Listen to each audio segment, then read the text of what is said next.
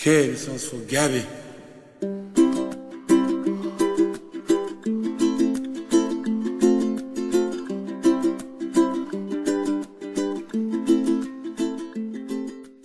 Com cada estiu, a la senyora Nega es va posar a covar els seus ous i totes les seves amigues del corral estaven desitjoses de veure els seus aneguets, que sempre eren els més bonics de tots.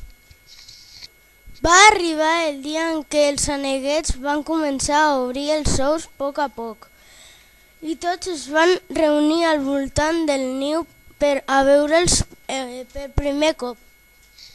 Un a un varen anar sortint, fins a 6 preciosos aneguets, cadascun d'ells acompanyats pels crits d'alegria de la senyora Nega i de les seves amigues.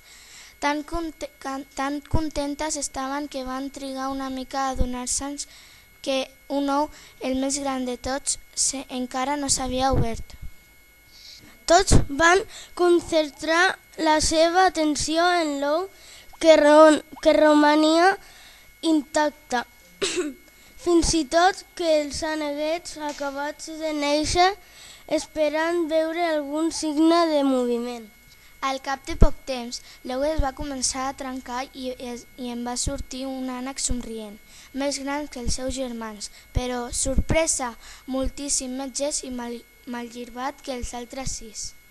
La senyora Anega es moria de vergonya per haver tingut un aneguet tan lleig i el va apartar amb l'ala mentre atenia el cisme. L'aneguet es va quedar molt trist perquè se'n va adonar que allà no el volien. Van passar els dies i el seu aspecte no millorava, al contrari,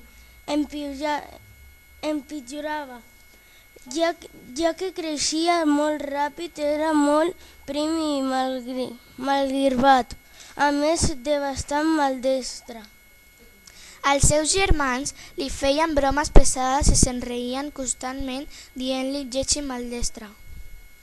L'aneguet va decidir que havia de buscar un lloc on pogués trobar amics que de veritat el volguessin a pesar del seu aspecte desastrós, i un matí, molt aviat, abans que es llevés ningú, el graner va fugir per un forat de la tanca. Així arribà a una altra granja, on una abella el va recollir i l'aneguet va creure que havia trobat un lloc on per fi l'estimarien i el cuidarien. Però també es va equivocar, ja que l'abella era malvada i només volia que el pobre aneguet li servís de primer plat, i se n'anà d'allà corrent.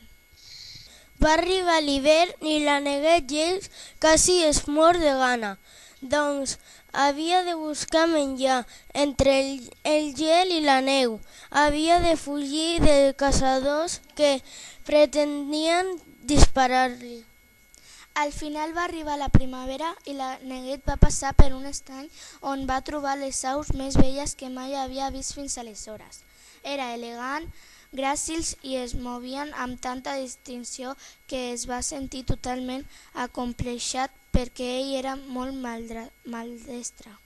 De totes formes, com no hi tenia res a perdre, s'hi va apropar i els va preguntar si podien banyar-se també.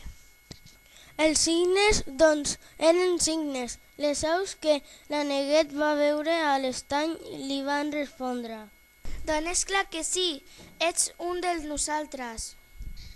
I l'aneguet va respondre: «No us burleu de mi, ja sé que sóc lleig i malgirbat, però us he de riure de mi per això». «Mira el teu reflex a l'estany», li van dir ells, «i veuràs que no et metin». L'aneguet es va introduir incrèdul a l'aigua transparent i el que el va veure el va deixar meravellat. Durant el llarg hivern s'havia transformat en un cigne preciós. Aquell aneguet lleig i malgirbat era el cigne més blanc i elegant de tots els que hi havia a l'estany. Així fou com l'aneguet lleig es va unir amb els seus i fou feliç per sempre. Conte contat ja s'ha acabat. Adeu. Adeu. Okay, this one's for Gabby.